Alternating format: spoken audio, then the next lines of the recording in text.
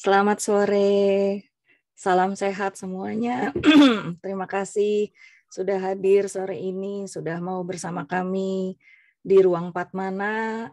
Saya dan partner saya Putri Timur mengucapkan selamat datang dan semoga bagi yang kurang sehat bisa segera lebih sehat. Ya, Miss Hetty. Halo Miss Ika, Mbak Antik, Bu Made, Bu Lina, Mas Rizal, dan teman-teman yang lain. Ini saya nggak tahu ada yang namanya masih tulisannya Android, Blue Droid. Hari ini kita akan melanjutkan sesi teori minggu lalu tentang menyadari mekanisme defensif diri. Hari ini nanti kita akan melakukan prakteknya dengan Sabrina, dibantu oleh Arnold dan saya juga. Dan jangan lupa minggu depan kita ada kajian spiritual dari Pak Merta Ade. Itu salah satu yang biasa membimbing meditasi, memiliki organisasi bernama Bali Usada di Bali. Jadi bagi yang berminat bisa ikutan untuk minggu depan. Oke, sebelumnya mari kita mendengarkan lagu Indonesia Raya dengan sikap sempurna dan mic ditutup. Silahkan, Ri.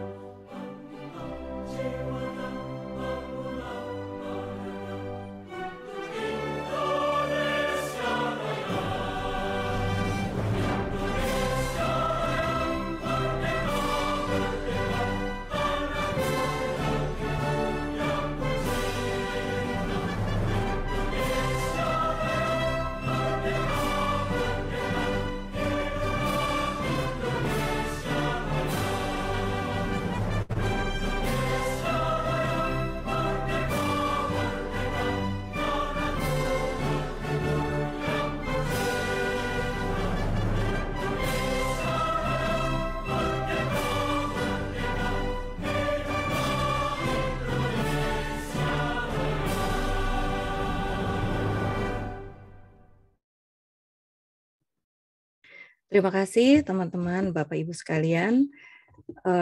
Sebelumnya saya akan bacakan susunan acara untuk hari ini yang dimulai sekitar 1 jam. Kita akan praktek tentang menyadari mekanisme defensif diri.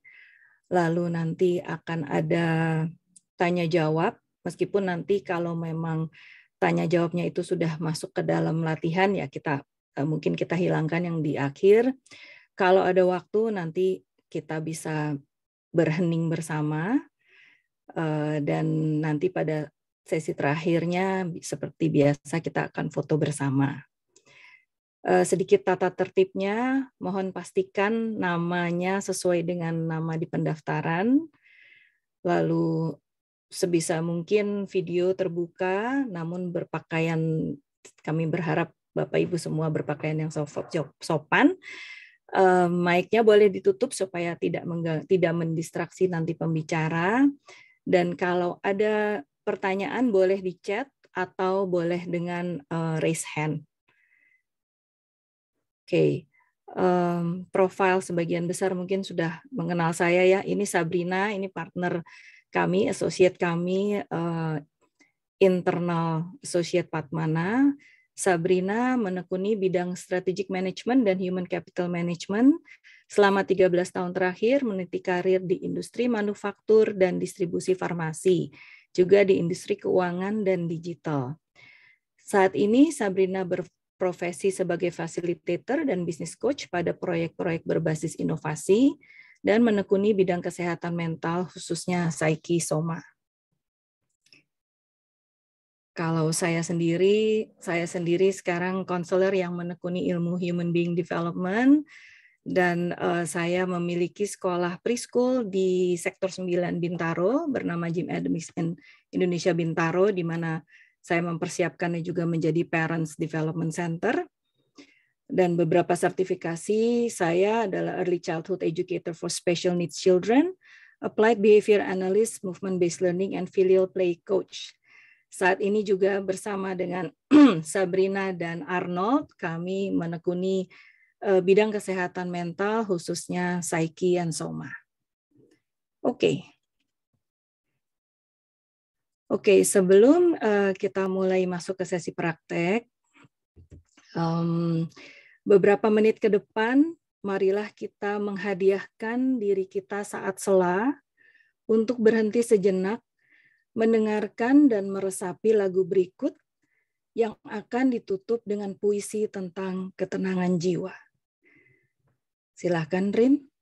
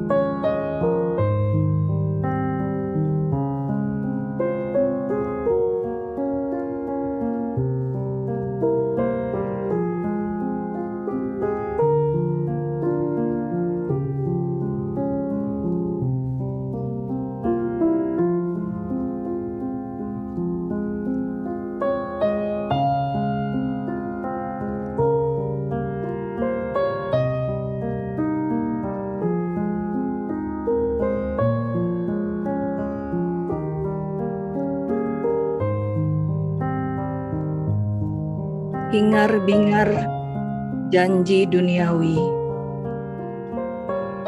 hanya memampat luka-luka baru, menahan diri untuk bersua dengan keberkahan ilahi.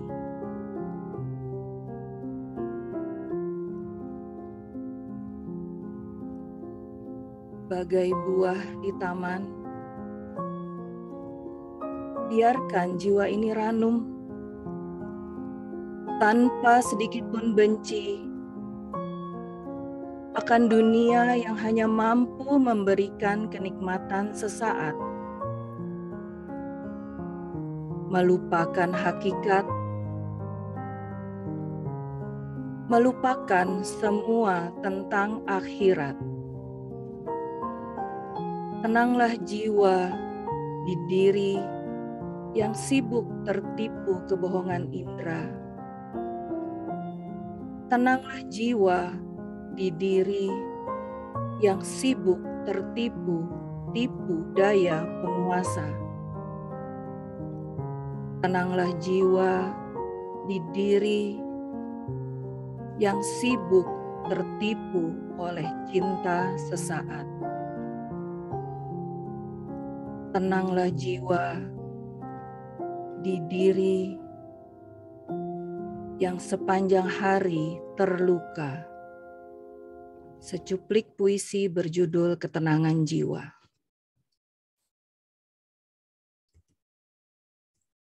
Baik, teman-teman semua. Sekarang kita mari mulai berpraktek dengan Sabrina dan Arnold, dan mungkin nanti akan dibantu juga oleh saya. Silahkan Sabrina. Oke, baik Mbak Eka. Terima kasih, selamat sore Bapak Ibu dan teman-teman sekalian. Kita hari ini akan masuk ke dalam sesi praktek. Ada beberapa dari Bapak Ibu sekalian yang memang sudah mengikuti serangkaian program dari Patmana. Seperti yang Bapak Ibu ketahui, setiap bulan kita beda-beda topiknya. Di bulan pertama itu bagaimana sih mengenal emosi. Bulan kedua, bulan Februari, kita bagaimana mengurai emosi, bagaimana mengurai kecemasan. Dan bulan ketiga ini, bulan Maret, minggu lalu kita sudah belajar mekanisme pertahanan ego seperti apa secara teori, dan pada hari ini kita yang hadir di sini, kita mau sama-sama berpraktek, kita mau merasakan di dalam badan kita, di dalam diri kita, seperti apa sih mekanisme pertahanan ego yang sudah kita pelajari dalam sesi teori sebelumnya. Oke, saya akan coba share. Untuk sesi praktek ini, nanti akan diminta untuk buka mic juga, Bapak Ibu dan teman-teman sekalian. Nanti bisa sharing bagaimana rasanya, apa penemuan-penemuannya gitu, apa kesadaran-kesadaran yang diperoleh dari sesi praktek. Di beberapa sesi praktek pada hari ini, kita akan ada beberapa segmen. Jadi kalau boleh disiapkan alat tulisnya, jadi nanti akan dibutuhkan kertas dan pensil, atau boleh catat di handphone-nya masing-masing. Saya akan share screen.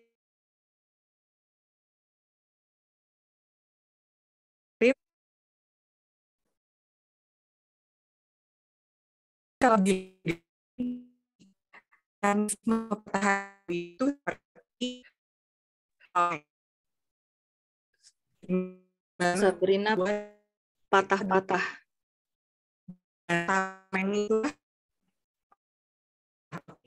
Sebentar, Sabrina patah-patah ininya. Sebentar, sinyalnya sebentar.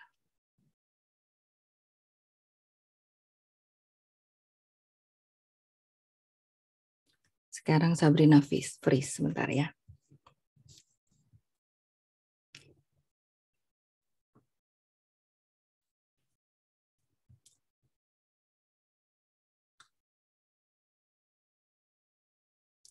Ini selalu kendala kalau Zoom ini perlu bersabar dan Sabrina menghilang. Sebentar ya. Ya Miss Ika ya. Miss Ika, Miss Hetty nih apa namanya? Peserta setia saya ini di parenting. Jadi kami sama Bu Eka di sini juga on and off internetnya tadi keluar masuk. Sudah iya. Sabar aja. Iya, beberapa kali memang kami diuji kesabarannya nih kalau udah urusan Zoom. Apalagi habis hujan, nggak tahu di tempat teman-teman gimana cuacanya, hujan atau tadi sekarang sih sudah berhenti. Tadi gimana? Tadi sempat hujan besar nggak? Masih hujan Bu di Bukit Mas Bu. Saya juga di Bukit Mas, tapi kok nggak hujan di saya Bu? Masa tadi puisinya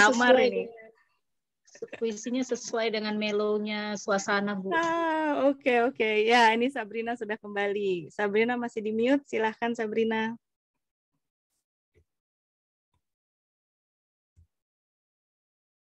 Oke. Yes. Nah, jadi kalau kita sambung sama yang tadi, kalau Bapak, Ibu, dan teman-teman sekalian melihat gambar ini, jadi bisa dibayangkan pertahanan ego itu seperti kita bawa tameng. Dan jadi ada yang dilindungi dan ada yang menyerang dari luar. Nah, secara teori, mekanisme pertahanan ego itu adalah gimana sih strategi psikologis diri kita dalam melindungi ego. Nah, itu secara teori, tapi prakteknya seperti apa? Mari kita rasakan bersama, mari kita coba bersama. Nah, pada sesi praktek ini akan ada 3 situasi. Nanti Bapak, Ibu, dan teman-teman bisa menyelami, bisa memperhatikan, bisa merasakan emosi apa sih yang ada dalam setiap situasi ini. Oke, saya akan mulai ya. Situasi pertama ini situasi pada saat makan malam.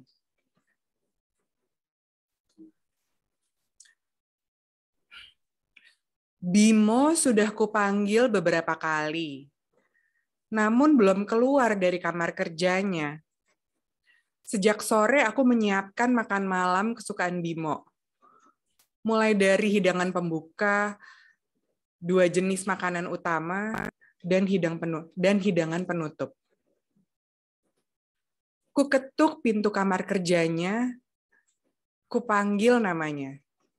Bimo! Bimo! Tidak ada sahutan. Lalu kubuka pintu kamar kerjanya. Tiba-tiba Bimo berteriak marah. Kenapa sih kamu? Aku perlu sendiri sekarang. Dan gak kepengen makan juga aku sekarang.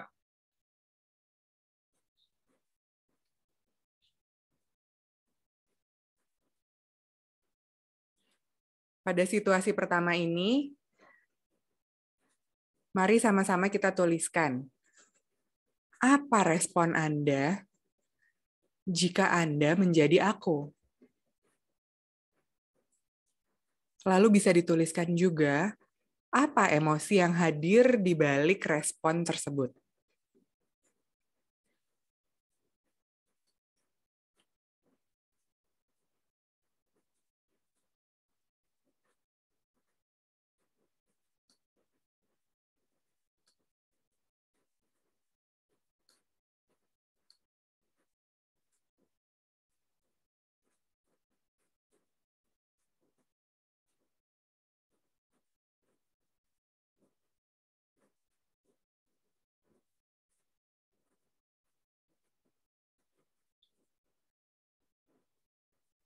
Untuk situasi pertama ini, saya persilahkan Bapak, Ibu, dan teman-teman untuk membuka mic.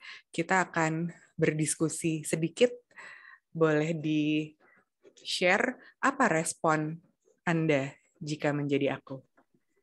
Silakan. Boleh dibuka mic-nya, boleh sharing. Saya kecewa dan kalau saya kecewa dan sedih. Oke, itu emosi yang hadir di balik. Oke, jadi Ibu Lina merasakan emosi kecewa dan sedih ya, Bu ya? Ya. Jika ditanya responnya, apa responnya, Bu? Apa yang akan Ibu lakukan? Respon itu seperti action-nya ya. Gitu. Apa yang akan Ibu lakukan pada saat itu? Saya akan diam aja sih. Berusaha diam dan merasa ya kaget aja. Melihat orang maksud kita baik, tapi direspon oleh seperti kayak gitu ya kaget, ya diam aja. Oke. Jadi ada kaget, lalu diam aja, dan ada sedih dan ada kecewa ya, Bu Lina ya? Iya. Oke, baik. Terima kasih untuk sharingnya, Bu Lina. Yang lainnya, silahkan. Tadi ada Bu Made, raise hand. Yes, Bu Made, silahkan. Ya, mungkin respon pertama kaget, nggak menyangka ya. Oke. Kemudian emosinya ya kesel, terus sedih. Kesel dan sedih. kecewa ya, terus tinggalin aja. Tinggalin aja, oke. Jadi Sendiri responnya ya. pertama kaget ya, gitu ya. Kaget tapi diem aja ya, kalau dari sisi respon. Oke, baik Bu Made, terima kasih untuk sharingnya. Yang lain, silahkan. Oleh saya Rizal. Yes, silahkan Pak Rizal. Ya, kalau saya dalam situasi seperti ini, bila menjadi aku, barangkali saya mendengar dia berteriak seperti itu, barangkali akan marah ya, dan kemudian kaget dan bingung, apa sih sebetulnya? Sehingga kemudian respon saya masih bertanya, ada apa? Gitu kan ya. Dan kemudian kalau tidak ada respon sebalik dari yang bersangkutan, dari si Bimo, yang bisa saya lakukan barangkali sementara adalah menjauh dulu dari persoalannya, dari yang bersangkutan. Gitu ya. Itu seperti yang dia mintakan sebenarnya, get away gitu ya, go away. Jadi oke, saya turutin dulu aja, barangkali dengan itu dia bisa menyelesaikan masalah. Itu dulu barangkali. Jadi minta klarifikasi dulu, baru setelah itu, yes. Saya jauh dari yang bersangkutan. Oke, baik. Terima kasih Pak Rizal untuk sharingnya. Yes, Bu Hetty. Silahkan Bu. Iya Ibu, kalau saya responnya pasti tanya gitu ya, apa memang benar nggak lapar gitu. Kalau memang sudah waktunya makan gitu ya, responnya pertama pasti akan ditanya kenapa, apa memang benar nggak lapar. Kemudian ya saya sih ingin tahu aja gitu kenapa bisa tiba-tiba emosinya bisa meledak gitu ya, maksudnya bisa ngomongnya bisa langsung kasar gitu ya, tadi kan I need some privacy here gitu ya, jadi ingin tahu sih ada apa sebenarnya gitu. Itu aja Ibu.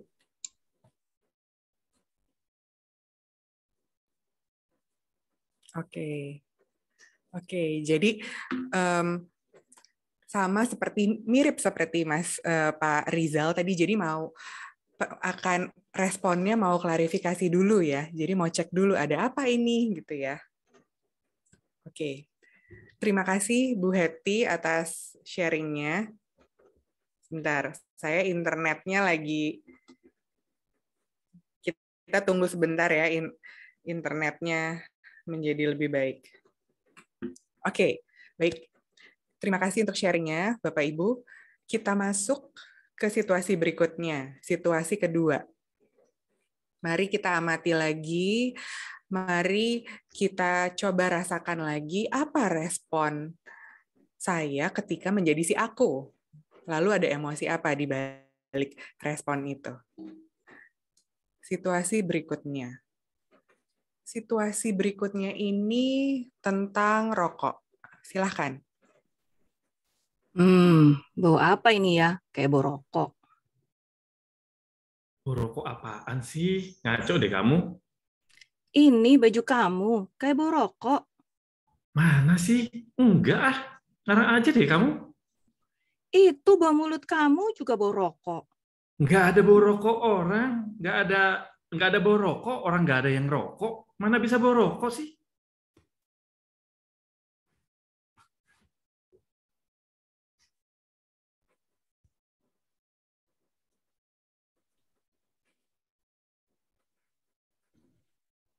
Baik, ini situasi kedua. Apa respon Anda jika menjadi aku? Dan apa emosi di balik respon tersebut?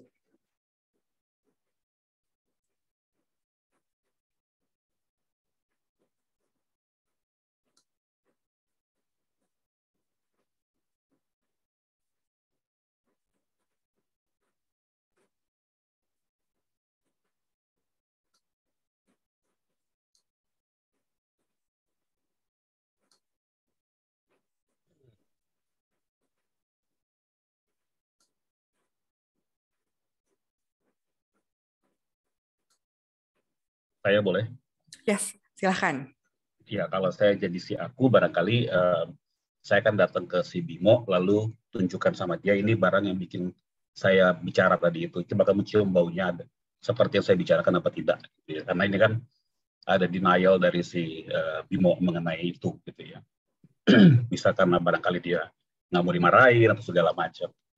Nah, mungkin karena denial seperti ini biasanya kan kalau kita mendapatkan orang yang apa ya, kita bilang nggak sesuai lah kenyataannya, kan biasanya kita terpancing untuk juga marah atau barangkali kita kesel gitu kan. Nah, jadi barangkali saya datang kepada yang bersangkutan lalu coba dicium bau bajumu, bau rokok. Sehingga kemudian bersangkutan tidak bisa menghindar lagi dari situasi ini. Daripada bertengkar terus, iya bau, iya enggak, iya bau, iya enggak, lebih baik datang kasih sama bersangkutan. Gitu kalau saya barangkali ya.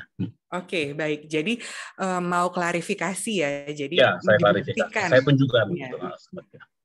Oke, di balik ingin klarifikasi itu apa emosi yang hadir? Gemes tuh bukan emosi sih ya, kesel barangkali, marah ya jadinya gitu ya, karena apa ya, kalau kadang kan realita sama penolakan yang berbeda itu yang nggak sama, harapan sama kenyataan bisa bikin kita emosi kan, marah. Jadi barangkali daripada kemarahannya semakin eskalasi naik ke atas, datang aja kepada bersangkutan. Ini loh, bajumu tuh bau rokok. Gitu. Bukan dibikin-bikin, ini saya bicara seperti ini. Marah, barangkali lebih ke marah ya, karena penolakan seperti itu. Oke, marah. Ada emosi marah di situ. Baik, Pak Rizal. Terima kasih untuk sharingnya. Sama-sama. Yes, yang lain. Silahkan. Ada perasaan apa? Ada apa responnya dan ada emosi apa di balik respon itu? Ibu, saya boleh tanya? Yes, boleh. Silahkan. Sebenarnya dari tadi yang pertama itu sebenarnya hubungan antara aku dan Bimo ini apa ya? Oke. Jadi hubungan aku dan Bimo ini memang tidak dijelaskan secara gamblang. Ini jadi imajinasi kita masing-masing. Bisa jadi akunya bisa laki-laki atau perempuan. Akunya ini bisa ibu dan anak, pacaran. Yes. Justru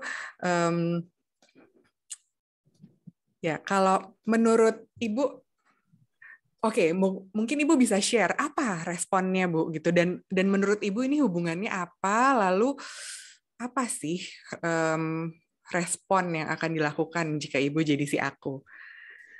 Atau mungkin yang udah berasa duluan emosinya, Bu? Silakan.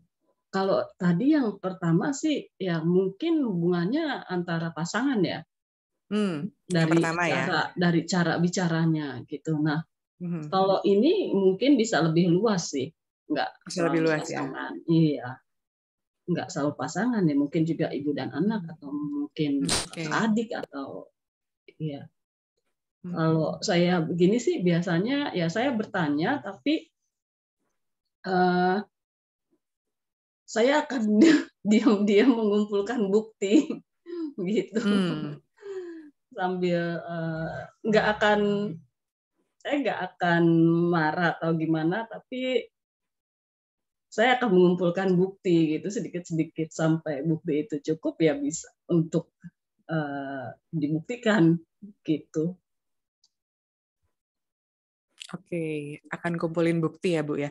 Nah, jadi pada saat itu berarti setelah Bimo menjawab gitu, apa responnya? Apa oke, berarti saya tinggalin aja dulu deh, nanti kalau ada bukti lagi baru saya samperin lagi nih gitu.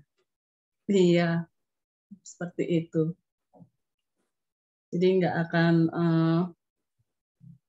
akan menilai apapun, terima terlebih dahulu apa yang dikatakan, tapi di lain sisi juga saya akan mengumpulkan bukti gitu.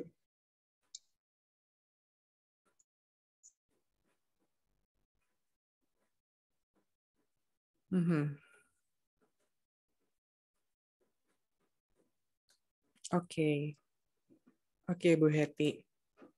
Thank you untuk sharingnya, Bu Heti.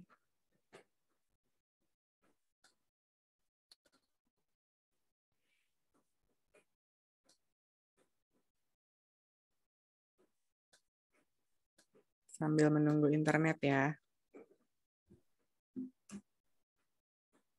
Oke, I'm back. Ada lagi? boleh di-sharing lagi. Teman-teman yang lain yang belum sharing juga boleh. Silakan sharing. Pasti juga tadi berasa ya. Gitu. Apa responnya teman-teman yang lain? Ini sambil internet saya naik turun. Semoga yang barusan saya katakan bisa sampai ke teman-teman. Dengeran kok, dengeran. Kalau aku tergantung Silahkan. mood.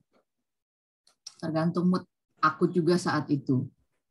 Kalau lagi normal nih, kayak tadi dengar percakapan ini, geli sih rasanya, maksudnya ketahuan tapi masih ngeyel gitu, ngeyel dan mengelak. Jadi ada faktor geli gitu, bahwa ini buktinya udah ada, tapi kok masih ngeyel gitu.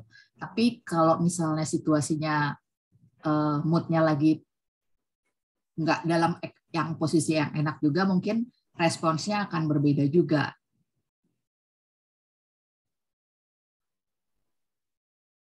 Ini Sabrina lagi naik turun nih. Ada jijik atau geli gitu ya? Bukan jijik sih, geli. Kayak anak kecil bahwa kamu yang ngambil ya, bukan. Maksudnya udah ketahuan dia yang ngambil, tapi dia masih ngeyel, masih mengelak gitu. Jadi ketahuan terus bikin geli. Aduh, nggak usah bohong deh gitu, udah ketahuan gitu. Cuman itu kalau moodnya lagi enak. Tapi kalau moodnya lagi nggak enak, mungkin responsnya menjadi beda, bahwa aduh udah deh ya gitu. Aduh udah deh ya tuh menjadi berbeda tone-nya gitu. Tergantung situasi yang si aku ini juga mungkin ya. Oke. Jadi saya tadi juga mendengar ada hopeless-nya juga ya gitu. Ada udah deh gitu. Ya, hopeless-nya karena ya mungkin antara geli kesel gitu ya, bahwa apa sih ini maksudnya, kenapa ngeyel gitu. Wondering juga, ada wonderingnya juga, kenapa sih ngeyel gitu. Padahal buktinya ada gitu. Tapi kalau tadi mendengar percakapannya antara aku dan si Bimo yang dipercakapkan, ada yang keluar tuh geli sendiri dulu gitu. Oh ternyata Bimo tukang ngeyel gitu. Gitu. Jadi ada respon pertama, yaitu ada pikiran bahwa oh berarti ini situasi yang sedang saya hadapi gitu ya. Jadi membuat pemetaan dulu ya berarti ya respon pertamanya. Baru setelah itu dan emosinya tadi ada emosi geli gitu ya. Emosi yang hadir ya. Gelinya bukan jijik ya, tapi lucu ya, geli lucu. Geli lucu ya. Oke. Thank you Mbak Putri. Yes. Yang lain silahkan. Ada Mbak Ika, ada Bu Antik, ada Mbak Sita. Silahkan yang tadi. Sore, Bu. Kalau saya sih kalau dia bohong dengan apa, padahal ada buktinya, itu saya tinggalin aja. Maksudnya saya diemin aja, gitu. Ya udah, toh nantinya juga akan ketahuan juga, gitu. Kalau saya sih demikian. Jadi nggak mau diperpanjang deh, gitu. Nggak mau diperpanjang. Jadi didiemin aja gitu ya. Diemin aja, gitu loh. Karena mau kita paksakan juga, toh dia tetap bohong, ya kan? Jadi ya sudah. Tapi nanti pasti akan ketahuan juga. Gitu. Makasih. Gimana?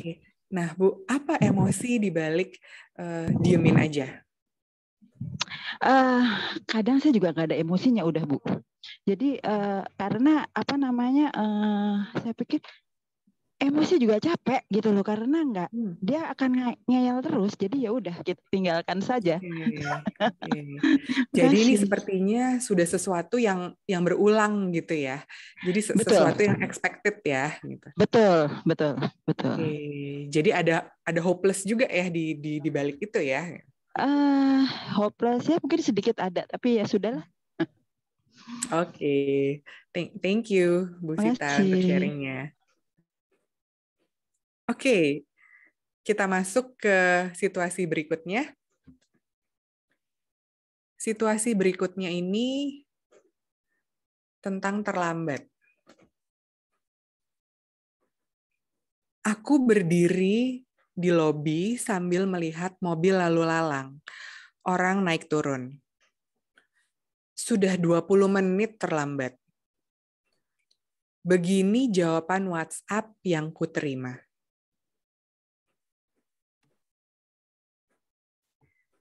Aku udah 20 menit berdiri di sini loh. Kamu katanya udah deket.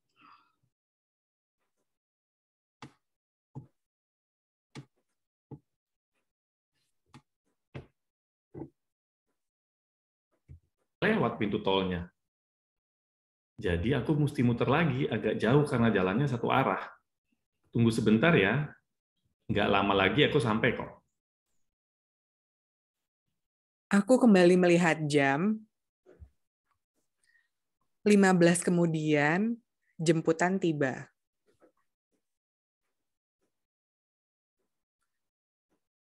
Pada situasi ini, apa respon Anda saat menjadi aku? Dan apa emosi yang hadir sebut?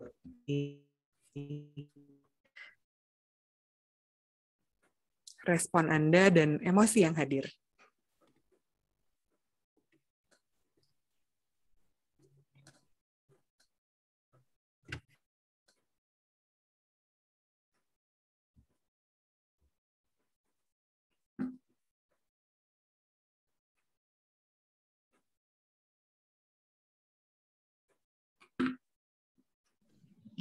Sore.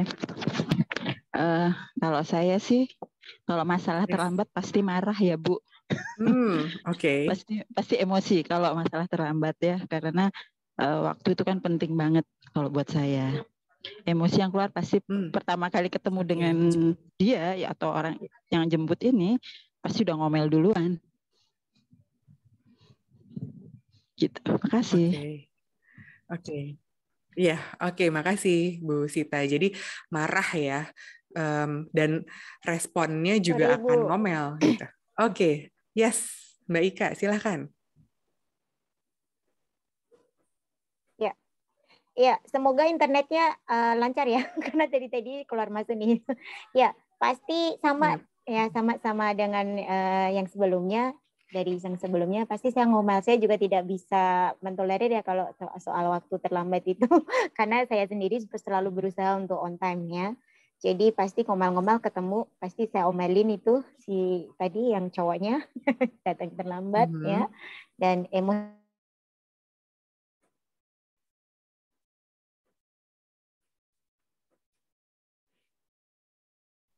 dan menghilang. Masih terdengar kah? Balik lagi. Boleh diulang sedikit tadi. Iya. Marah Ibu. Marah emosinya ya? marah ya yang tampak. Oke, emosinya marah. Iya. Iya. Berasa nih Mbak. Makasih. Asalnya. Iya, oke, makasih Mbak Ika untuk sharingnya. Yes. Sharing berikutnya, silahkan.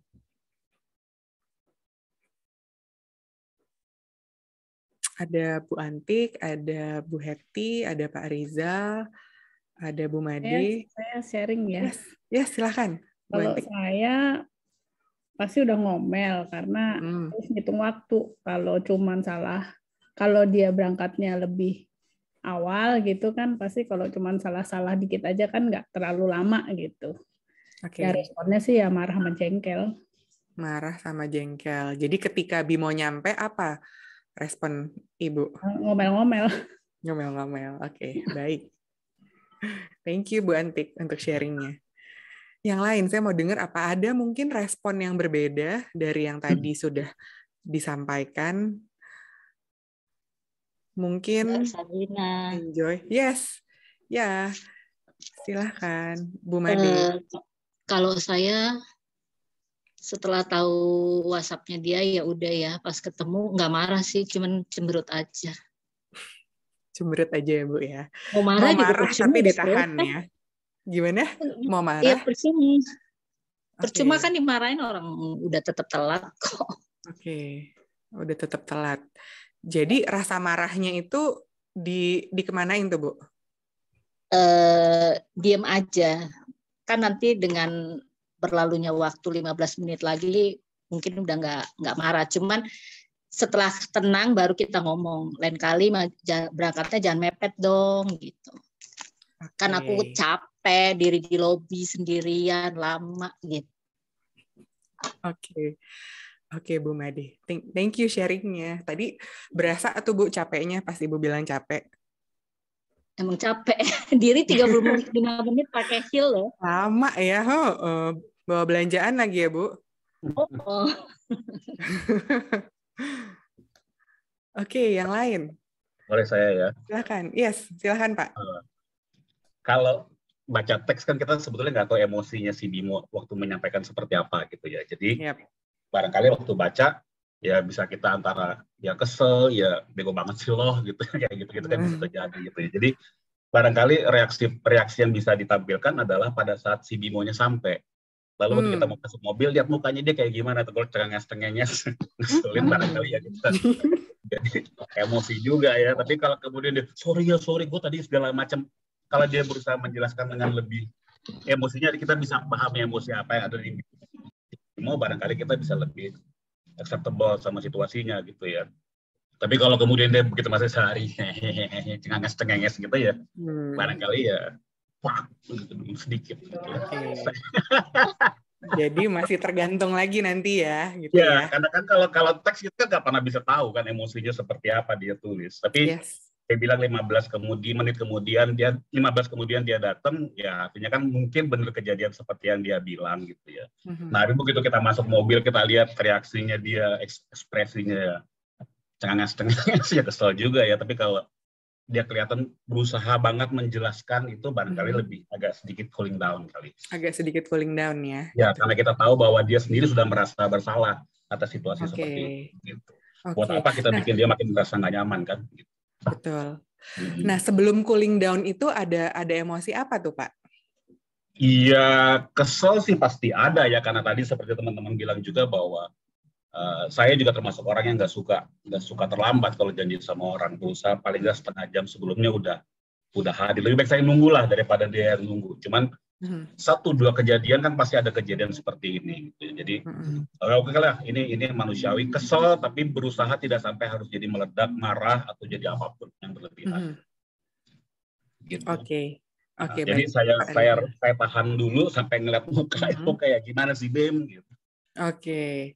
Kalau mukanya merasa bersalah, maka yang keselnya tadi itu lari kemana tuh Pak? Ya udahlah, kamu betul-betul sesuai dengan apa yang kamu bilang bahwa kamu merasa menyesal dengan sorry tadi gue gini segala macam. Oke.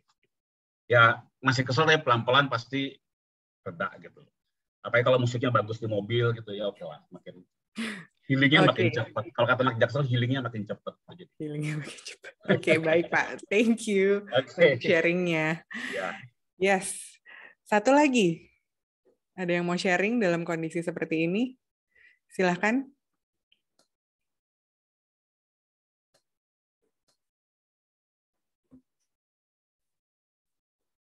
Tadi yang belum sharing mungkin Bu Antik ya, mungkin ya. Mau sharing Bu? Oh udah. Oke. Udah tadi.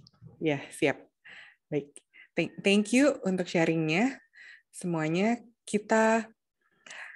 sekarang kita mau melihat, kalau tadi kita sudah merasakan situasinya, jadi seperti apa rasanya jadi aku dari sepotong situasi seperti itu.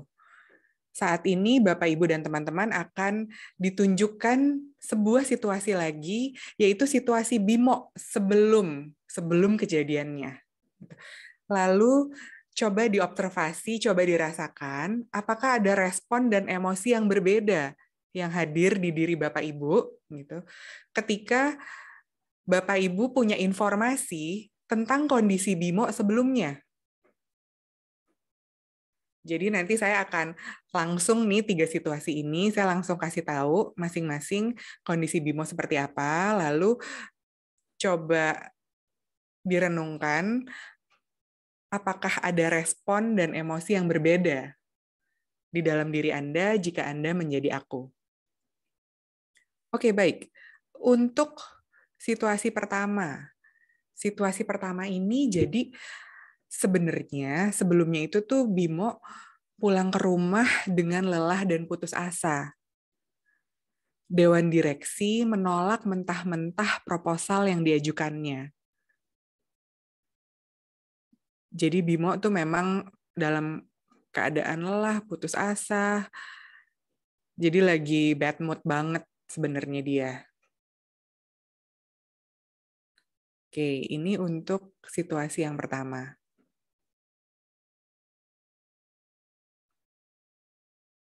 Situasi kedua, perihal rokok. Jadi sebelumnya itu memang Bimo tuh pernah janji untuk berhenti merokok. Dan saat ini, jadi sebelum peristiwa tadi gitu ya, Bimo sedang duduk di bangku taman sambil menikmati sebatang rokok. Jadi emang benar Bimo lagi ngerokok.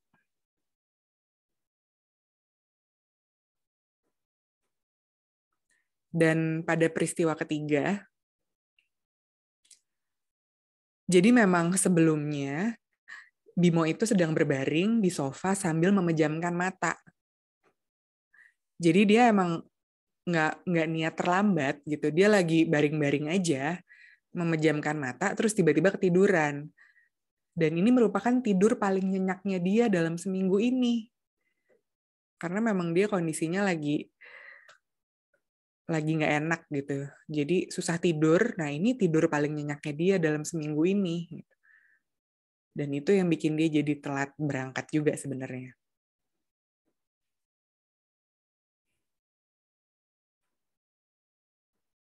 Oke.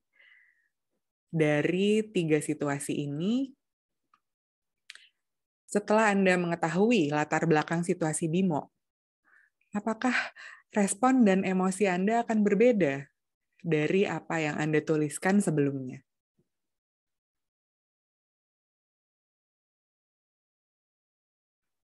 Mari kita bisa direnungkan dulu, baru kita sharing. Bisa misalnya salah satu berbeda, tapi yang dua enggak. Atau tiga-tiganya saya jadi beda nih setelah tahu nih kondisi Bimo sebenarnya gimana. Atau sama aja, emang udahlah gitu. Emang Bimo nih.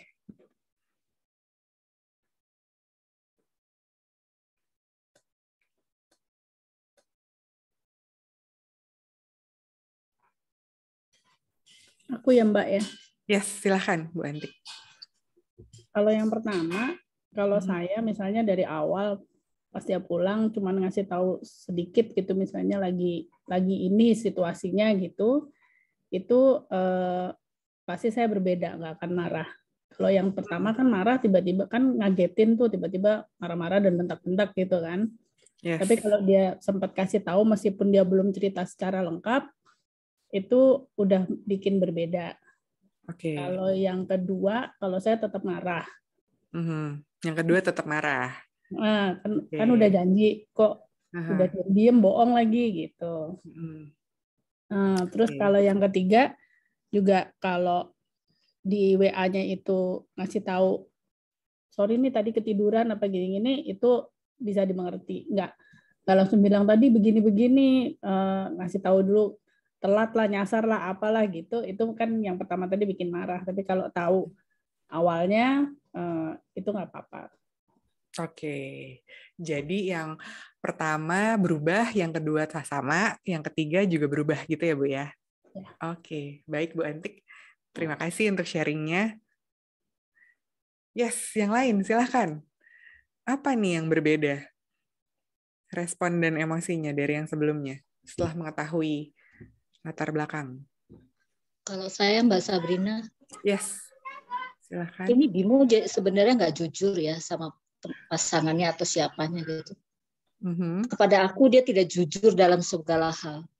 Oke.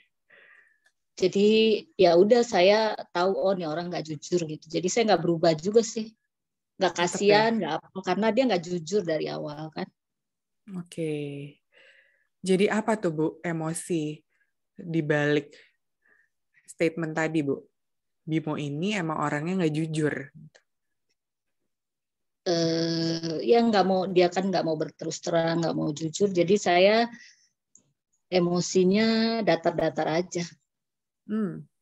Oke. Emosi ke Bimonya akan datar-datar aja gitu ya? Iya. Karena sudah merasa bahwa ini memang Bimo orangnya nggak jujur nih gitu, jadi emang nggak bisa diharapin juga nih buat saya berdiskusi dengannya gitu ya. Banyak dramanya dia.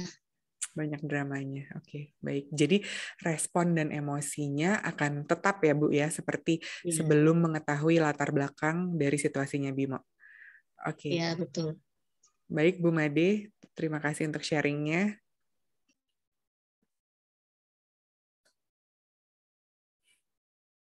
Silahkan. Ada Bu Heti, ada Mbak Ika, ada Pak Rizal, ada Bu Lina. Saya ya. Bu Sita, yes. Saya Bu. Iya, boleh, silahkan. Semoga silahkan. tidak lepas lagi koneksinya. Semoga tidak, ya. Yes, nggak apa-apa. Ya, mungkin kalau untuk saya, ya, untuk saya yang pertama mungkin akan berubah ya. Tadinya sih emosi saya marah ya. Kalau kita kan udah siapin makan malam gitu ya, udah masak. Dianya bilang seperti itu. Tapi setelah mengetahui memang bahwa situasi di pekerjaan dia gagal ya istilahnya ya tadi ya. Kalau tidak salah kan proyek yang dia sudah bikin ini ya. Mungkin memang dia butuh untuk cooling down atau me time-nya dulu ya. Jadi tidak jadi marah lah. Oke, I will give him time lah istilahnya begitu. Tapi untuk yang kedua dan ketiga sepertinya memang tidak akan mentolerir ya. Itu kan berarti memang bohong ya. Sudah berjanji dan mengingkari untuk yang kedua. Yang ketiga sebenarnya kalau justru dia menyampaikan jujur seperti tadi ya sebelum saya tadi menyampaikan itu juga akan dimaafkan istilahnya ya. Tapi karena dia membuat alasan yang tidak apa ya macam muter-muter begitu justru itu yang respect-nya hilang, trust-nya hilang. Oke. Itu sih. Terima kasih. Oke, Mbak Ika, thank you. Nah, untuk yang ketiga Mbak Ika, jadi sebenarnya Bimo sih sebenarnya yang ketiga bukan berbohong, tapi memang dia kasih tahu kondisi yang sebenarnya sih gitu. Saat itu dia memang salah muter, salah masuk tol, salah ini, kelewat ini itu gitu sebenarnya sih gitu. Cuman memang kurang lengkap aja gitu. Iya, kurang lengkap karena dia tidak oke. Memang dia berarti kan memang terlambat kan untuk dari berangkat dari rumahnya kan memang terlambat ya. Terlepas dari ternyata di jalan dia salah ambil jalur ya, tapi kalau dia maaf tadi ini memang terlambat dari rumah, nggak apa-apa. Maksudnya sorry aku tadi sangat capek. Pasti kan kita sebagai yang si akunya kan tahu ya selama seminggu itu si Bimonya tadi bagaimana. Nah kalau memang itu memang maaf ya tadi ketiduran terus ini ya. Nah masalah yang ketidurannya tidak disampaikan itu malah membawa alasan yang di jalan itu yang agak kurang bisa diterima. Kurang bisa diterima bagian itu. Oke, baik, Mbak Ika. Terima kasih untuk sharingnya. Yes, silahkan. Yang lain. Aku boleh nambahin sedikit boleh? Yes. Kalau yang pertama saya kira saya nggak berubah karena kan yang saya lakukan tanya sama dia. Saya konfirmasi apa yang sebetulnya terjadi. Begitu dia cerita, ya kita bisa sini kacian kamu dan segala macam lah gitu. Jadi jadi kita bisa melakukan sesuatu yang bisa barangkali bantu dia. Kita bisa pahami situasi, kita bisa berikan empati kita secukupnya pada yang bersangkutan. Karena nggak langsung marah, tapi kita tanya dulu ada apa, kenapa kamu seperti ini reaksinya segala macam. Yang kedua saya kira juga saya tidak banyak berubah dengan kemudian ini coba kamu cium baunya deh. Gitu. Jadi kan dia tidak bisa berbuat apa-apa dengan gue punya bukti nih, gue janji sama gue lo nggak ngerokok tapi lo masih ngerokok. Lain kali pinter dikit lah, Bim, pakai IQOS gitu. Misalnya kan nggak ada baunya. Gitu. yang ketiga barangkali kalau ini sudah pernah kejadian juga saya akan gini. Sherlock Bim. Sherlock Bim gitu ya. Kalau itu kan dia nggak bisa apa-apa ya kalau kemudian pokoknya hal-hal yang kemudian membuat saya kira sebaiknya orang dibikin tidak berkutik dengan apa yang dia katakan gitu. Jadi daripada dia kita oh ya udah kamu gini segala macam cepetan segala macam panjang lebar Sherlock aja sih Sherlock Bim di mana kamu sekarang gitu. Ya udah kan selesai persoalan. Dari situ kita bisa membangun emosi apa sih harusnya yang saya mesti bangun sama bersangkutan gitu kan. Dan ketika Bimo Sherlock itu memang benar dia ada di posisi yang dia bilang waktu di WhatsApp. Ya oke. Artinya kan dia benar tidak berbohong buat saya pada saat itu dia tidak berbohong. Maka kemudian saya tahu bahwa kemudian ada sebab lain di belakangnya, ya udah saya nggak perlu tahu lah gitu jadinya. Tapi pada saat dia Sherlock, dia ternyata betul ada di posisi yang dia bilang, fine buat saya. Gitu. Fine, oke. Gitu. Jadi kan begitu, oh ya udah dia nggak bohong. Saya kan nggak punya alasan untuk marah kan, jadinya kalau dia tidak bohong. Kalau ada bagian informasi lain yang dia sembunyikan, ya itu lain cerita. Kalau kapan-kapan ketahuannya ya udah gitu. Dan ketika mendapat informasi latar belakang bahwa oh Bimo ini ketiduran dan memang ini sebenarnya tidur ternyenyak dia nih dalam seminggu ini sebenarnya gitu. Itu kalau ada gitu, emosi apa tuh? Oh lu ngantuk, ya udah gantian deh gue nyetir tidur deh gitu. Barangkali bisa begitu kan gitu. Jadi saya bisa berempati sama situasi yang dihadapi oleh si Bimo gitu. Lu masih ngantuk? Masih. Oke, ya udah stop. Gue nyetir deh. Lu gantian, lu tidur, gue nyetir gitu. Nah, bisa jadi seperti itu, bisa terjadi kan, karena kemudian saya bisa memahami kenapa kemudian dia sampai terlambat karena dia tertidur dan segala macam. Ya nggak ada gunanya kita marah-marah sama orang yang tertidur, menurutku gitu ya. Gitu. Oke. Jadi kecuali kalau dia terlambat karena sorry ya gue kelamaan main PS, itu lain cerita gitu. Ya, kan? Ya. Jadi respon dan emosinya ada perbedaan sedikit nggak tuh gitu setelah dari nggak tahu latar belakang sama tahu latar belakang untuk yang ketiga ini ya? Saya kira sih nggak akan terlalu banyak perubahan emosinya ya kalau buat saya gitu ya, karena kemudian saya tahu dia nggak bohong dengan tadi Sherlock itu. Waktu kemudian dia mau cerita kenapa, buat saya mau cerita jujur aja sudah harus diapresiasi gitu kan, bahwa dia tertidur segala macam. Janganlah kita kemudian, kalau menurutku tapi janganlah kita judge dia, ngaco sih lu, nggak tepat waktu dan segala, hanya karena hal-hal seperti ini. Kecuali kalau dia sorry ya gue tadi main sama teman gue main PS kelupaan gue gitu. Nah itu barangkali ya bisa kita geraut mukanya gitu kan, seperti itu. Oke. Thank you Pak Rizal untuk sharingnya. Yang lain silahkan Bu Hetty atau Bu Lina dan ya Ibu. Kalau saya sih yang pertama itu nggak berubah kali ya, sama aja. Gitu. Karena yang pertama memang responnya saya tuh sebenarnya pengen tahu ada apa gitu penyebabnya sampai dia marah dan nggak mau makan. Kalau yang kedua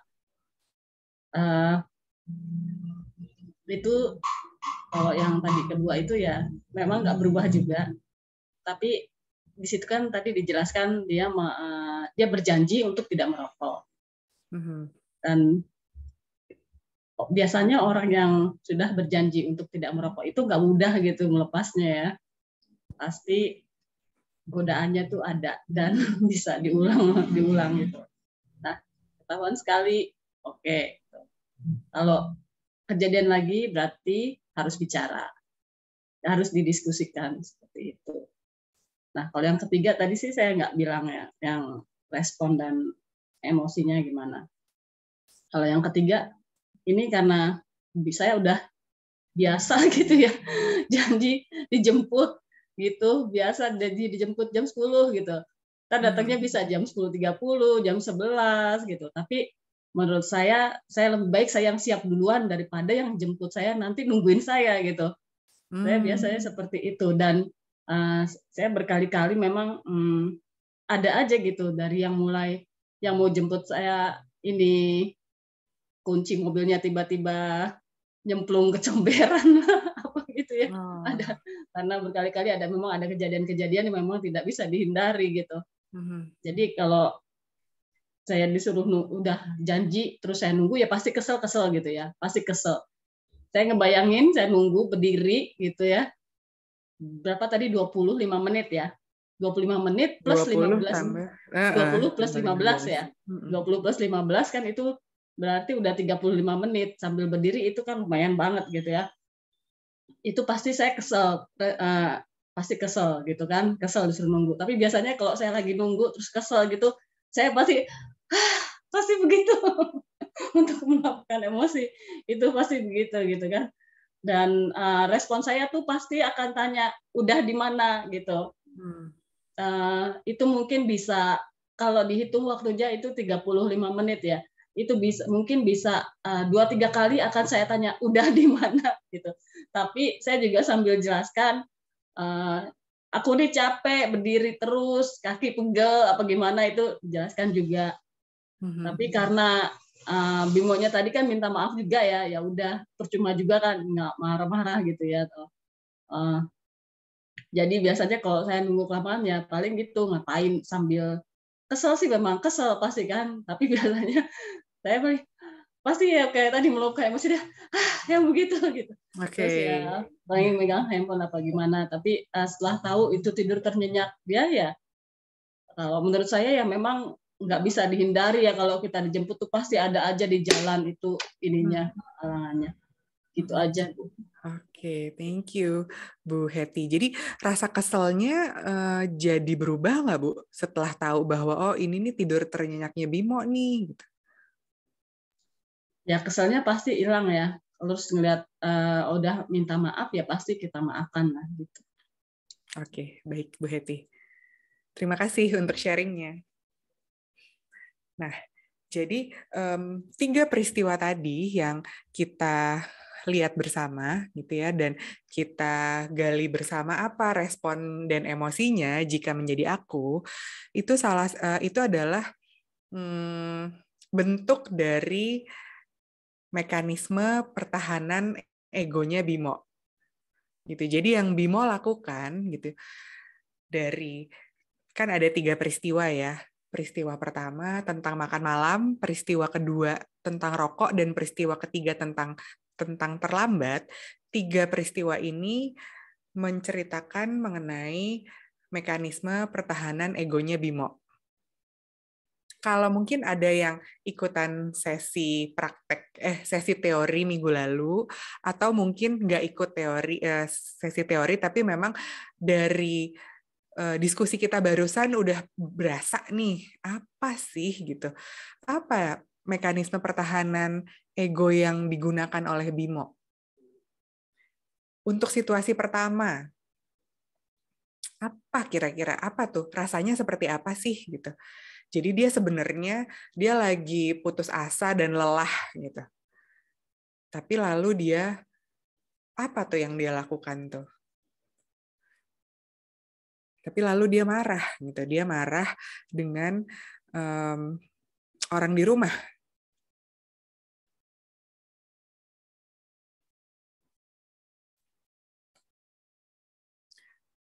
Kalau ada yang bisa... Maaf Ibu, bisa diulang lagi nggak dari? Oke, boleh. Jadi yang dilakukan oleh Bimo pada 3 peristiwa tadi adalah bentuk mekanisme pertahanan egonya Bimo. Jadi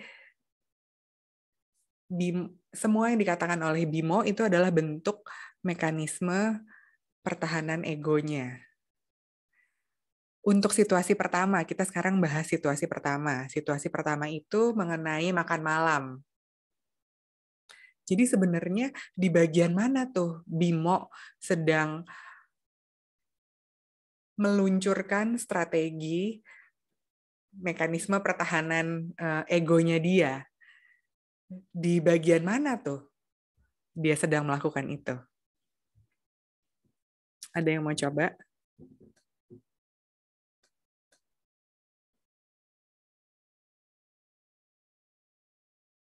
Bu Atik ya, open mic. Represi bukan sih Mbak? Kalau dari teori minggu lalu. Nah, jadi yang mungkin sebelum kita cari tahu namanya, mungkin bisa di highlight dulu pada bagian mana tuh Bimo lagi pakai tameng ya, yang tadi kita bahas ya, kayak gambar tadi tameng gitu.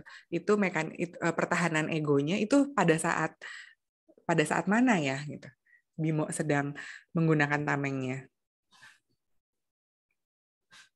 Pada saat dia mengurung diri di kamar barangkali. Oke, 1 pada saat dia mengurung diri di kamar. Oke. Lalu apa lagi? Kamar dan segala macam. Lalu pada saat dia menolak untuk makan barangkali. Yes, betul. Pada saat dia marah, pada saat dia menjawab dengan marah. Gitu ya. Oke. Nah, Bu Atik hadir ya Bu ya kemarin ya. Apa sih? Kalau dari teorinya apa tuh namanya tuh? Kan dia sebenarnya marahnya itu tuh marah ke siapa sebenarnya? Mungkin dia sendiri nggak sadar mau marah ke siapa. Cuma pengen marah aja kali. Pengen marah aja, betul. Represi bukan? Oke. Represi.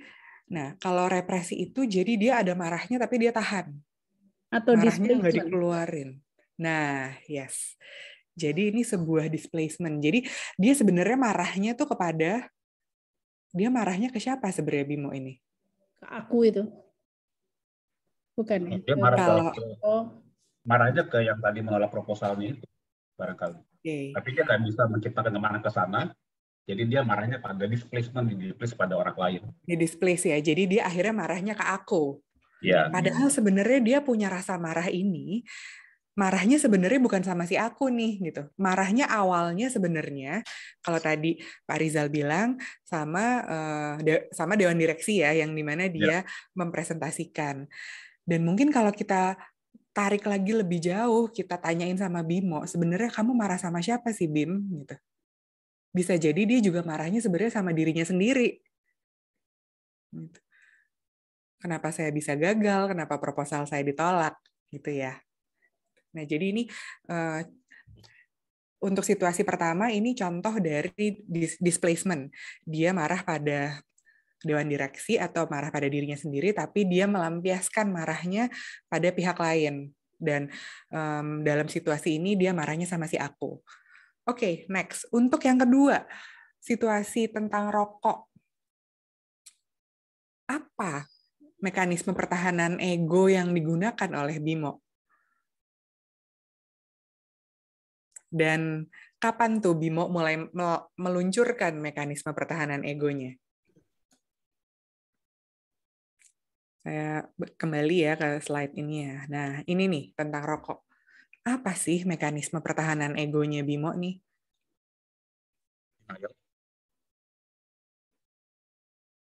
Yes? Yes, denial barangkali, kalau saya nggak salah menangkap.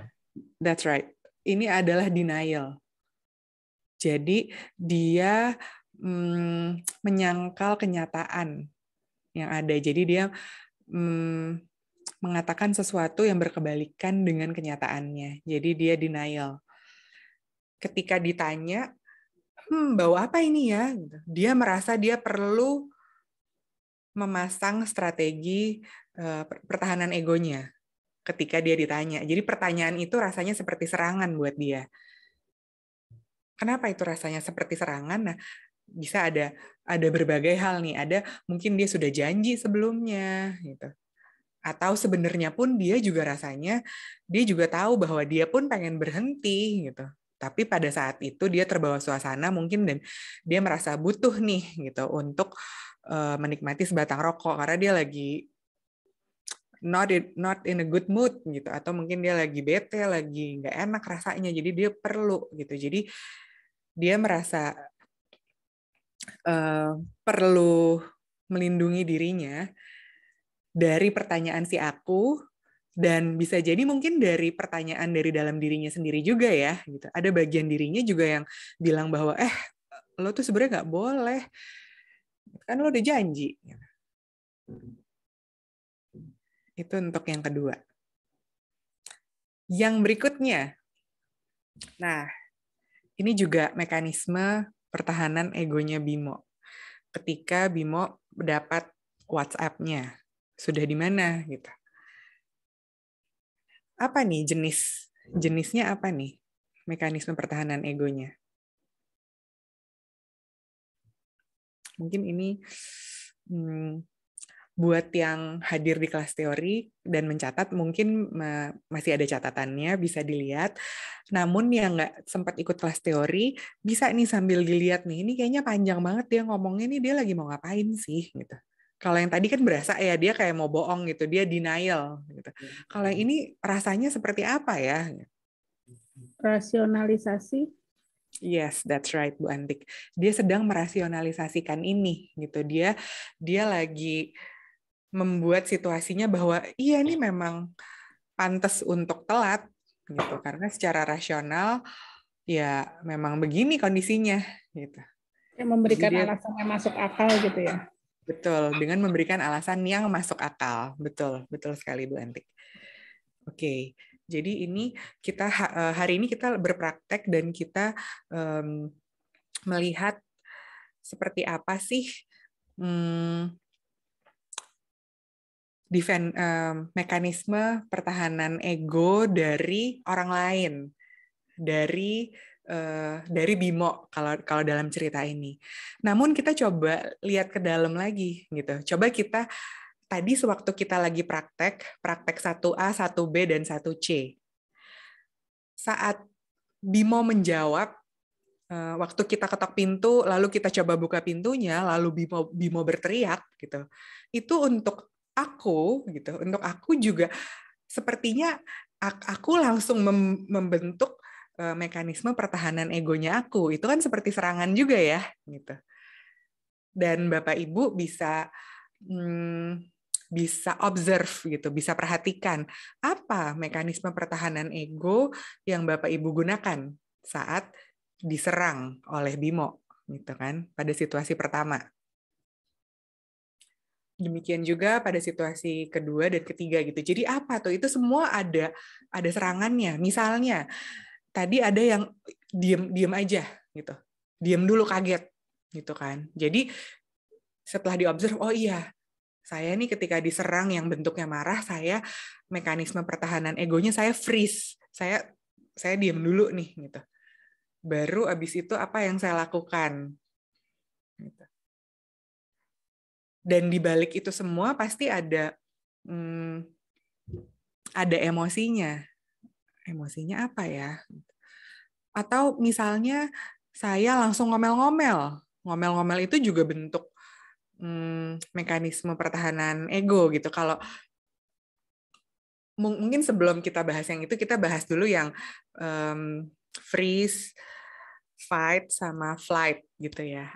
Ada yang mau fight gitu. Jadi oke, saya harus klarifikasi nih gitu. Atau saya marah langsung nih gitu. Saya ngomelin langsung gitu. Jadi mau fight gitu, mau dibahas gitu. Ada juga yang flight gitu. Ah, udah deh gitu. Udah nanti aja, udah tinggalin aja gitu. Udahlah hopeless lah gitu, udah tinggalin aja, itu flight gitu ya. Jadi kita bisa observe di bagian itu dulu. Nah, slide berikutnya.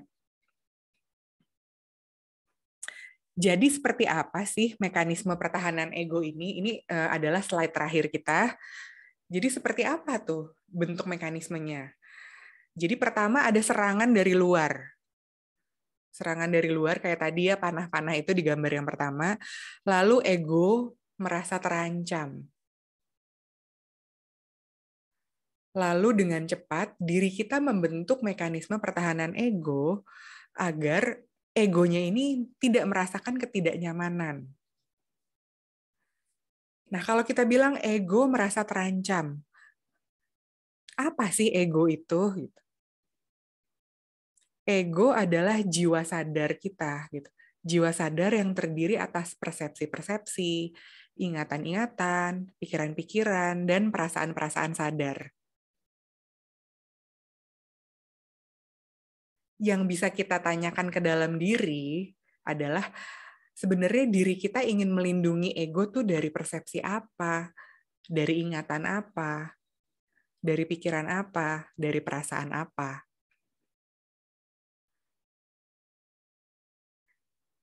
Jadi contoh balik lagi ke Bimo. Bimo ketika diketok pintunya nggak nyaut, dipanggil nggak nyaut, terus dibuka pintunya baru dia marah, gitu kan.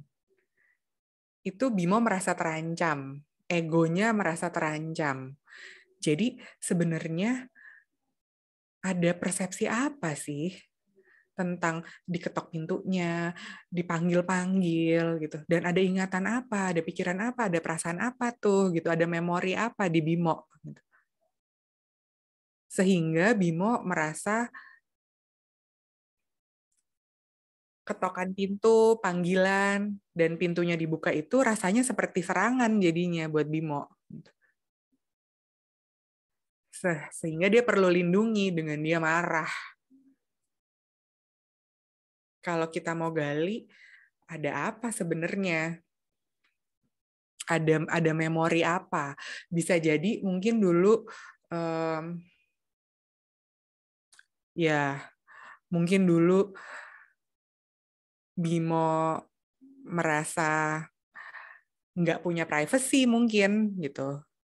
Mungkin dulu waktu masih kecil dia dalam satu kamar, dia bareng-bareng sama kakak adiknya, atau misalnya dia selalu kalau orang tua mau masuk pintu, mau masuk kamarnya nggak pernah ketok pintu, atau dia nggak boleh kunci pintu gitu. Mungkin ada memori-memori, ada kejadian-kejadian sebelumnya gitu yang membuat Bimo merasa perlu membuat pertahanan ego, dan itu adalah serangan. Dan demikian juga pada saat tadi kita menjadi aku ya, ketika Anda menjadi aku. Saat Bimo berteriak, aku merasa apa? Ada yang merasa, aduh kaget. Ada yang merasa langsung, oh mau marah balik. Atau enggak, saya mau klarifikasi dulu. Atau apa, macam-macam. Ada yang malah freeze, aduh udah deh gitu. Udah saya pergi aja mendingan gitu.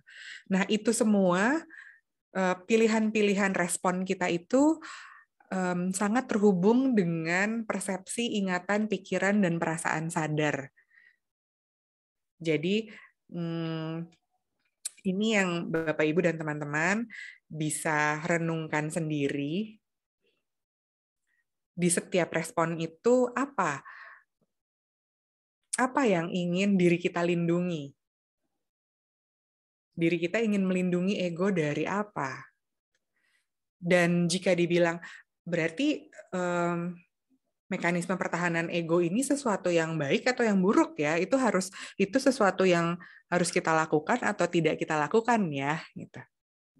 Nah itu jadi pertanyaannya gitu. Itu jadi pertanyaannya di mana yang mau di highlight di sini sebenarnya adalah saat kita melakukan mekanisme defense ini, ketika kita melakukan mekanisme pertahanan ego ini, kita melakukannya secara sadar. Kita tahu bahwa, oh ya, saya sedang defense. Gitu. Jadi, this is not about, oh artinya nih kelas ini kita mesti belajar ya, supaya jangan melakukan ego defense mechanism. No, it's never about that. Gitu. Mekanisme pertahanan ego ini murni keputusan dari dalam diri kita untuk melakukan itu. Diri kita merasa perlu untuk melakukan itu. Yang penting sekarang adalah bagaimana kita melakukannya secara sadar. Kita sadar ketika, oh ini saya lagi defense. Lalu kalau mau digali, ada apa ya? Apa yang perlu saya lindungi? Gitu. Nah itu sebuah pertanyaan berikutnya yang bisa diobrolin antara Anda dan diri Anda sendiri. Oke, sekian sesi praktek pada hari ini. Jika ada yang mau ditanyakan, kita bisa berdiskusi. Di sini ada Mbak Eka dan ada Mas Arnold juga. Silahkan. Jika ada yang mau bertanya.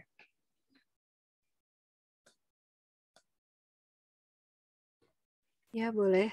Bapak, Ibu, teman-teman yang mau bertanya tadi tentang exercise atau praktek yang sudah diberikan contoh-contoh oleh Mbak Sabrina. Boleh nanya, Mbak? Boleh, Mbak. Jadi berarti kan mekanisme pertahanan ego itu kalau kita lakukan artinya kita itu bukan jelek kan? Maksudnya kita nggak boleh punya itu, atau sebenarnya boleh seperti kata Mbak Sabrina tadi, berarti harus sadar. Oke, ada yang mau jawab misalnya Arnold, boleh? Silakan. Biar dapat insight yang berbeda, mungkin Arnold bisa jawab. Halo Mbak Antik ya. Ini kedengeran ya saya ya? Yes, kedengeran. Iya. Basically mekanisme pertahanan diri itu kan terjadinya otomatis.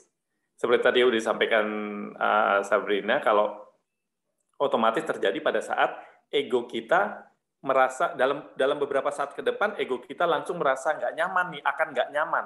Nggak nyamannya macam-macam. kayak tadi ya, kayak terdesak atau macam-macam aja yang tiba-tiba ego kita ngerasa, duh kenapa, dan itu otomatis langsung kita lakukan.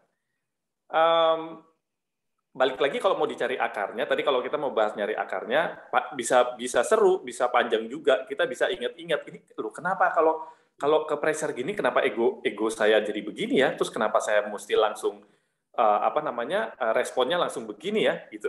Itu semuanya terjadi otomatis. Dan yang dibahas sama Sabrina tadi benar, ini nggak ada urusannya baik atau buruk, bukan ke sana. Tapi regardless ada value-value di lingkungan kita, value-value secara sosial. Kalau kayak yang paling menonjol misalkan denial itu kan bohong. Kan dengan gampang kita langsung punya value, punya nilai tertentu lah di sana. Nah, ini kita nggak bahas ke sana. Tapi yang mau dikatakan sama sekali bukan sesuatu yang buruk atau bukan sesuatu yang jelek. Jadi bukan ke situ justifikasinya. Nah, jadi dimaksud untuk kita bisa mengerti kalau memang mekanisme di dalam badan mental kita tuh bisa beroperasi seperti itu adalah pada saat memang kita menyadari, ini kan teori psikologinya begitu. Kita menyadari tuh kalau iya ya, ego saya tadi udah keserang sampai kayak gini, tiba-tiba saya mau responnya begini gitu. Nah, pada saat kita nyadarin, nanti kita akan compare tuh Mbak Tik. Jadi kita akan compare kalau sebenarnya kenapa saya mesti ngomong kayak gitu? Kenapa saya mesti kayak gini? Misalkan ada penyesalan sesudah kita ego defense mechanism berjalan gitu. Atau bisa juga yang kayak misalkan rasionalisasi yang emang bener kok saya ngomong kayak gitu, saya nggak bohong kok apa sih ininya tadi gitu. Jadi pentingnya kita menyadari kalau memang itu ada di diri kita, untuk kelanjutannya kesadaran kita sendiri itu nanti akan bisa memaklumi atau bisa bahkan oke, next time kayaknya ego lu nggak apa-apa deh, kamu nggak apa-apa deh kalau sampai mesti kena gini, orang nggak apa-apa juga kok, kenapa kamu mesti kayak terdesak. Jadi mesti ada kesadaran baru yang muncul di kita. Jadi saya rasa kurang lebih gitu frame pengertiannya. Terima kasih udah nanya, Mbak. Terima kasih, Mas.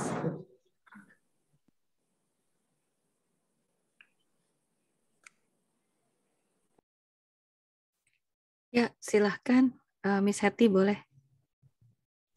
Iya, saya penasaran ini, apakah mekanisme pertahanan ego ini tadi kan memang dijelaskan tidak ada baik atau buruk gitu ya. Tapi apakah bisa dipelajari atau mungkin kita bisa mengajari ke anak-anak gitu, misalnya bagaimana kita harus bagaimana mekanisme pertahanan ego itu bisa nggak diajari? Oke, nanti yang lain boleh tambahkan ya. Jadi gini, mekanisme pertahanan ego misalnya gini, untuk diajarkan, mungkin bentuknya diajarkan seperti teori ya. Jadi diketahui bahwa memang secara teori ada berbagai macam jenis mekanisme pertahanan ego. Namun setelah itu, untuk bisa tahu mekanisme pertahanan egonya dia apa, gitu, itu memang harus praktek. Kayak seperti tadi yang di kelas praktek ini yang sudah kita jalankan bersama, itu kita melakukan observasi dulu, gitu, dari BIMO. Kita observasi BIMO dulu, baru kita observasi diri sendiri. Karena memang cenderung lebih mudah, gitu, kita melihat mekanisme pertahanan egonya orang lain ketimbang mekanisme pertahanan ego diri sendiri. Gitu. Jadi kalau mau belajar, mau taunya bisa mulai lihat dari kita observe dulu nih, gitu. Observe orang lain dulu, apa sih mekanisme pertahanan egonya, dan benar-benar tahu dulu mekanismenya seperti apa tuh. Oh, ada serangan, apa sih serangannya, gitu. Lalu egonya merasa terancam, gitu. Oke, apa yang membuat ego merasa terancam, gitu. Memang ada persepsi apa, ada ingatan apa, ada memori apa, ada perasaan apa, gitu. Sampai ego memutuskan, gitu ya, atau ego jadi merasa terancam, gitu. Gitu. Gitu sih kalau dari pertanyaan tadi. Mungkin mungkin saya tambahkan ya, Sabrina ya. Sebagai teachers ini Miss Hetty kan pasti mandangnya dari sisinya teachers ya. Sebagai teachers itu kita bisa melihat murid kita, biasanya misalnya gini lah, kalau ada yang disuruh maju ke depan, ini kalau kalau online mungkin pas dipanggil misalnya tadi Bimo gitu, coba Bimo baca apa misalnya gitu kan. Terus dia lagu, aduh aku miss, aku lagi sakit nih miss, aku sakit perut. Nah, yang kayak gitu-gitu kan anak kecil suka tuh. Nah, itu sebenarnya juga bentuk bahwa egonya dia merasa terancam. Dia cemas karena disuruh misalnya baca sesuatu di Zoom gitu. Atau kalau kita offline dia disuruh maju ke depan dan menyelesaikan soal misalnya. Atau dipanggil aja suruh jawab pertanyaan. Udah deh, mulain deh. Ada yang mungkin perutnya sakit, ada yang mungkin terus tiba-tiba tantrum, tiba-tiba apa. Nah, itu sebenarnya itu adalah bentuk mekanisme pertahanan diri dari si anak. Nah, sebagai teachers memang kita paling noted aja nih, oke, ini kok si Bimo setiap kali mau disuruh jawab, dia bilangnya sakit nih, atau setiap kali hari ini besok ada kuis misalnya, nggak masuk nih, karena sakit kepala lah atau apa. Anak kecil biasanya kan seperti itu gitu kan. Nah, itu sebenarnya adalah bentuk dari mekanisme pertahanan dirinya Bimo. Lebih jauh lagi sebagai teachers, kalau memang kita sudah observe dan kita sudah noted, kita perlu mencari tahu ya, mungkin dengan bicara dengan parents-nya, atau mungkin kita juga kalau melihat sehari-hari kita bisa lihat lagi apa yang menyebabkan Bimo seperti itu gitu. Karena kalau anak kecil, taruhlah dari TK sampai SD, dia kan benar-benar melihat, mengcopy apa yang dia lihat orang tuanya lakukan. Gitu kan. Jadi role modelnya dia adalah orang tua, role model dia adalah orang-orang yang di rumah, mungkin bisa orang tua dan bisa kakaknya atau siapapun. Nah, itu yang perlu kita gali lagi ke orang tuanya. Ada apa nih dengan Bimo setiap kali melakukan ini gitu. Jadi kalau anak kecil memang rada susah untuk kita ceritain teorinya. Dan mungkin saran saya juga sebagai Miss Hetty sebagai teacher, nanti di akhir sesi kita ada videonya. Nah, bentuk-bentuk mekanisme pertahanan diri. Nah, Miss Hetty bisa coba masuk ke dalam diri dan tanya, oh rasanya tuh kayak gitu, oh defensif yang kayak ada tipe-tipe defense yang kita biasa suka pakai gitu. Nah, dengan Miss Hetty menyadari diri itu dan menulisnya di jurnal atau di catatan, Miss Hetty itu bisa lebih peka melihat murid-murid nih pakai defense yang mana gitu. Begitu sih sebenarnya, lebih kepada observasi dan langsung kita menggali lagi ke, ya kalau di sini anak murid ya kita tanya ke orang tuanya. Kira-kira menjawab nggak, Miss Hetty? Ya Bu, makasih. Tapi sebenarnya ada yang mau saya tanyakan. Boleh, silakan. Maksudnya ini nggak bisa ya, ini agak entah. Maksudnya bisa nggak kita mengajarkan ke anak-anak mekanisme pertahanan ego yang harusnya mereka lakukan gitu, atau memang itu secara natural harus terjadinya memang secara natural, atau memang bisa di setting gitu ke anak-anak ini gitu? Kalau untuk anak-anak, sepengetahuan saya itu memang mereka secara natural aja seperti itu. Nah, tugasnya teachers dan orang tua tuh untuk menggali lebih dalam apa di balik mekanisme otomatis. Kalau minggu lalu Pak Hans di teorinya itu jadi kayak mencet tombol, makanya namanya mekanisme. Tombol itu kepencet langsung bereaksi. Nah, itu kan sudah sesuatu yang otomatis di dalam diri. Nah, kita memang mesti cari tahu lagi, kita mesti gali lagi, kita mesti observe lagi. Pada waktunya tentu kita bisa mengajarkan, tapi ini masalahnya bukan tadi ya, karena Sabrina juga bilang, Arnold juga bilang, bukan bilang, oh ini yang baik, ini yang buruk, terlepas dari values itu memang sudah sesuatu yang otomatis di dalam diri. Hanya memang tugasnya orang tua yang perlu dia sadar mekanismenya dia apa, supaya tidak memberikan role model yang kurang baik barangkali untuk anaknya. Nah, nanti kalau dia sudah lebih besar, mungkin baru kita bisa mengajarkan.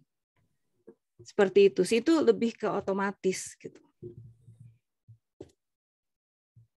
Arnold mungkin ada tambahan? barangkali? Atau Sabrina boleh? Ya, Iya, Arnold silakan. Iya, halo Bu Ed.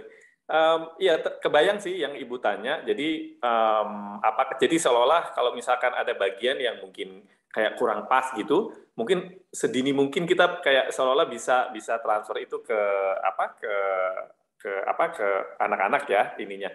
Tapi bukan begitu sih mekanisme yang terjadi, karena memang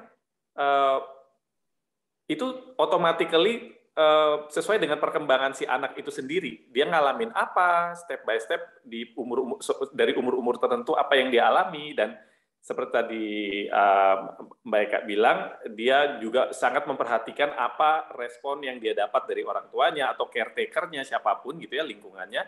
Dan itu automatically terbentuk di diri dia. Oh, kalau yang rasa yang begini, berarti dia akan responnya begini. Kalau rasa yang begitu, berarti dia akan responnya begitu. Gitu. Itu otomatis. Lagi-lagi memang kalau sebagai caretaker itu nanti kita maksudnya kayak understanding yang ada di kita, pengertian yang ada di kita, kesadaran yang ada di kita untuk mengobserve, untuk melihat. Jadi kalau kita lihat oke, ini berarti murid saya atau anak saya, atau oke, ini dia lagi pakai mekanisme ini nih, mempertahankan egonya dia. Berarti ada sesuatu di egonya dia yang merasa terancam atau merasa tidak nyaman. Nah, paling tidak sejauh itu pengertian dan kesadaran yang ada di kita, dan kemudian mungkin bisa kita bimbing yang bikin dia nggak nyaman, yang bikin dia merasa khawatir, sehingga dia mesti merespon itu apa, tanpa mungkin mesti terangin teori ya, karena mungkin kalau masih kecil nggak harus ini dulu gitu, jelasin teori yang seperti mungkin kita alami kemarin. Gitu mungkin Bu Esti kira-kira. Iya, terima kasih jawabannya. Iya. Terima kasih Mas Yati sharing dan pertanyaannya. Ada lagi mungkin yang mau bertanya? Mungkin ini menjadi pertanyaan terakhir karena nanti ada video yang mau di-share juga. Silahkan Bapak Ibu, teman-teman yang mau boleh sharing, boleh bertanya juga. Kita bisa tukar pikiran. Boleh komentar sedikit aja. Silakan Mas Rizal. Terima kasih. Kebetulan saya pernah baca-baca mengenai defense mechanism ini juga gitu ya. Ini memang menarik banget, dan di situ dibilang bahwa defense mechanism ini nggak bisa dipelajarin sebetulnya katanya gitu, karena ini sifatnya alam bawah sadar, terbentuk karena serangkaian pengalaman-pengalaman yang terbentuk oleh kita, dan munculnya selalu kalau ada situasi di mana kita nggak nyaman. Kita nggak nyaman itu artinya ada ancaman buat diri saya nih, yang bikin saya merasa nantinya cemas lah, depresi dan segala macam. Jadi defense mechanism ini katanya muncul secara otomatis sesuai dengan apa yang harus saya lakukan.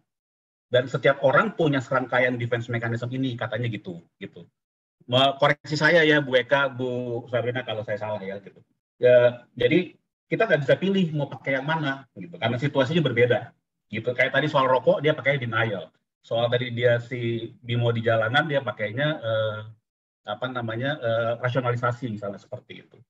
Nanti mungkin dia pakai sublimasi dan lain sebagainya gitu. Nah, jadi kalau mau diajarkan kepada anak, saya kira nggak bisa diajarin sih Ibu Eti jadinya gitu, karena ini akan muncul dengan sendirinya pada si anak. Betul tadi saya setuju sama Pak Arnold gitu. Jadi kalau yang kita bisa lihat adalah kalau anak ini udah mulai banyak denial, ada apa sih sebetulnya nih gitu. Yang kita mesti aware adalah kenapa dia sampai ada denial, kenapa dia ada displacement dan segala macam, lebih ke situ. Karena itu muncul secara tadi saya baru baca juga munculnya karena ada situasi di mana saya terancam nih. Saya sebagai diri terancam, emosi saya terancam, harga diri saya terancam, gitu macam-macam misalnya gitu Ibu Heti. Jadi nggak bisa diajarin, nggak bisa dipelajarin, memang dengan sendirinya itu muncul. Ini kalau saya nggak salah ini soalnya psikoanalisisnya agak rumit-rumit oke juga bacaannya bukunya gitu ya. Jadi memang menarik soal mekanisme defensif ini gitu. Terima kasih ya Bu Eka dan segala. Mudah-mudahan saya nggak salah. Ya, betul sekali Mas Rizal ya. Memang itu tadi yang mungkin secara tersirat saya, Arnold ataupun Sabrina mencoba menyampaikan bahwa ini memang seperti mekanisme, jadi kayak dipencet tombolnya dia langsung jalan, jadi kayak mesin gitu kan ya di dalam bawah sadar kita gitu. Jadi kita memang agak sulit untuk mengajarkan ke anak-anak karena itu sudah terbentuk waktu dia membentuk alam bawah sadarnya selama dia bertumbuh kembang di awal-awal hidupnya. Betul sekali. Tadi baca aktivitas di Google ada Eat Ego, Super Ego, ada pusing bacanya kalau gitu. Ya. Terima kasih Mas Rizal. Ya. Ya, oke. Thank you ya. Ya. Terima kasih Mas Rizal.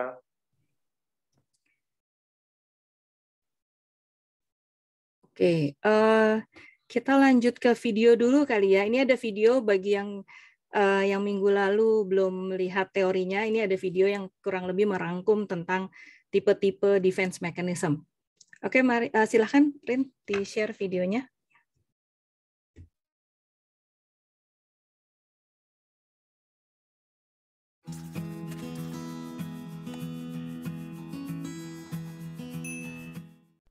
Defense mechanisms are the brain's way of keeping us safe from being fully aware of unpleasant thoughts and feelings.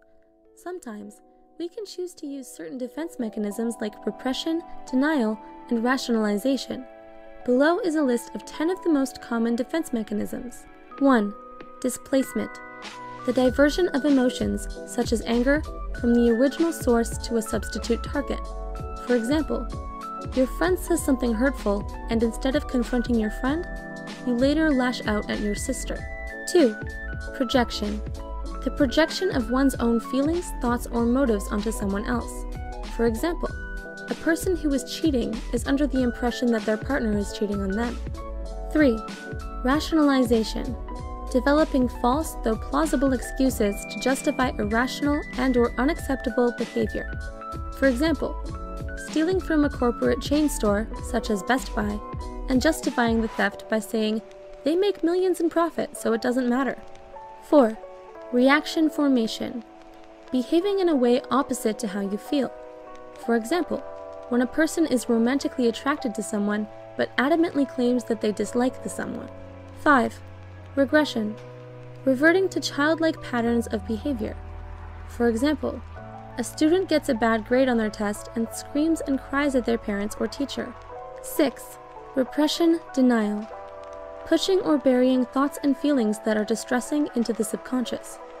For example, an addict will deny they have an addiction because they can function fine at work and at home. An example of repression would be a person who witnesses a crime being unable to remember the event. 7. Sublimation. The refocusing of unacceptable impulses, thoughts, and/or emotions into more acceptable ones. For example, a person who is experiencing aggressive impulses instead challenges that energy into rigorous exercise. 8. Dissociation. The detachment from reality and from oneself, and the finding of another representation of self to cope with extreme stress or conflict. A person who uses dissociation as a defense mechanism disconnects from reality and lives in their own world, in which they do not experience unbearable thoughts, feelings, or memories for a period of time. 9. Intellectualization. Overthinking and the misdirection of focus when confronted with unacceptable situations, behaviors, or impulses. For example, a person who has been told a close family member has died begins to focus on and overthinks the details of planning a funeral, etc., instead of expressing their grief. 10. Compensation. The counterbalancing of perceived flaws or weaknesses by instead emphasizing strengths. For example, a person says they can't draw, but they're really good at dancing. What defense mechanisms do you use? Share your thoughts with us below. Also, don't forget to subscribe and check out our Patreon. Thanks for watching!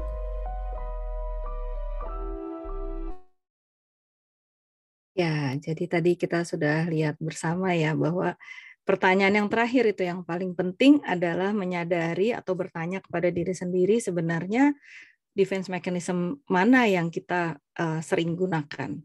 Dan dengan menyadari itu kita sudah berprogres, berkembang jiwanya. Oke, saya ada mau share 2 slide aja sebagai penutup.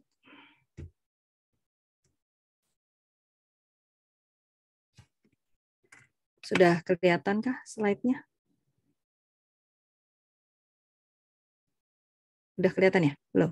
Wah. Udah, Bu. Oh, oke. Udah kelihatan slide-nya? Udah ya? Oke. Sudah kelihatan. Sudah kelihatan. Oke. Ya, ini. Oke.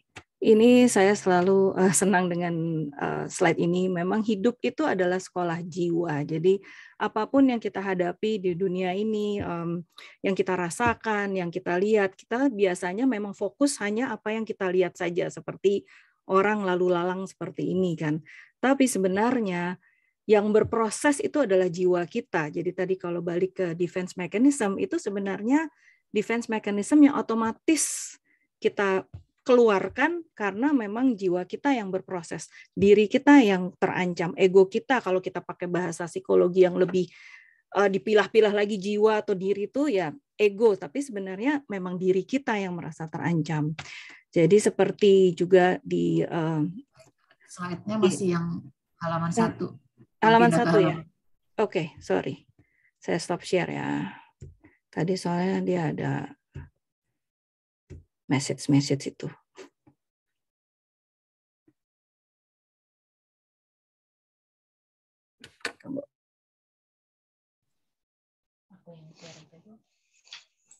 Belum.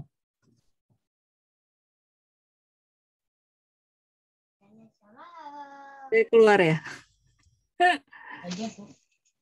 Bentar ya.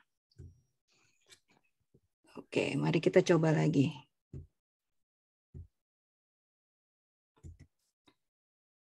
Kita coba lagi ya, mudah-mudahan bisa. Kalau enggak nanti ya slide-nya kan kita akan kasih anyway.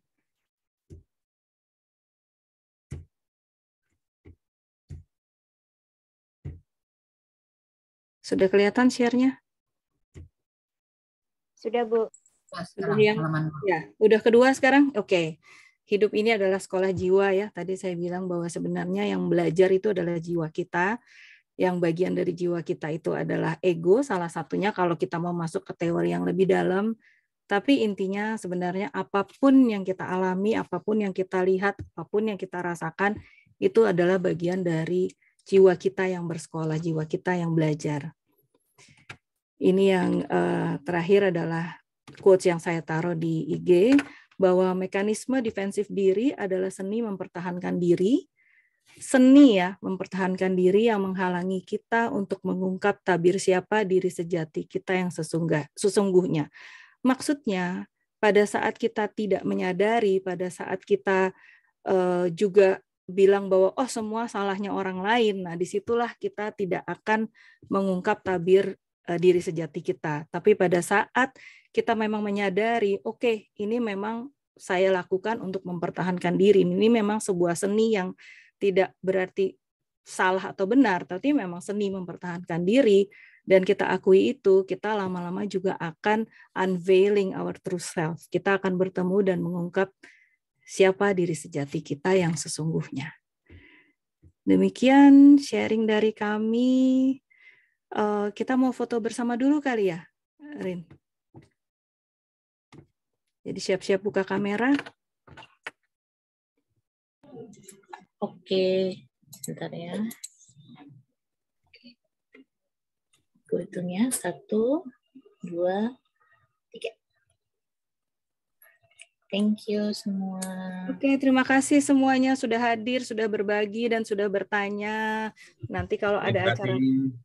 Ya, terima kasih banyak Mas Rizal, Arnold, Sabrina, Miss Hetty, Miss Ika, Bu Made, Mbak Antik, Bu Lina. Terima kasih. Baik, Kak. Terima kasih semua.